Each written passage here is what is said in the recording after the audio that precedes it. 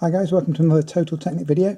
Today we're working on the Cabriolet version of the A4, S4 and RS4. This is for the B6 and the B7 models. We're going to look specifically at removing your hazard warning button here from the centre of the dash. Now one thing you must do to be able to remove this, to give you the space, make it much easier, is to remove this storage compartment that actually sits above the button in here. Once you know how to get that out, you can pop that storage compartment out in 30 seconds, 60 seconds, something like that. And we've actually filmed a video for that. And I'll put a link for you on the information section below this video on YouTube. So if you're unsure how to get that out, check that video out, get that removed, and then we can concentrate on the hazard warning button itself.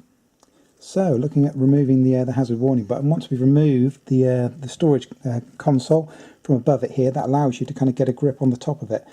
And the easiest way to do this is just to grab it underneath the tip of your thumb, grab it on the top, and just very gently, there's only little spring clips that hold it in, give it a very gentle wobble.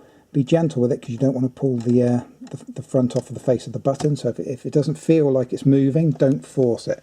As you can see, this one's coming out nice and easily, and there is an electrical connection attached to the rear. So just push the little ear down on the side and slide that out. Okay, so if you have a look at the connections that actually hold it in, like I said, it's only under compression. There's no clip as such. There's nothing that snaps or pops in. It's just held under compression on either side, so you can just slide it straight out as long as you can get a purchase on it, which is why it's best to remove the storage compartment above it. But that's your hazard button switch removed.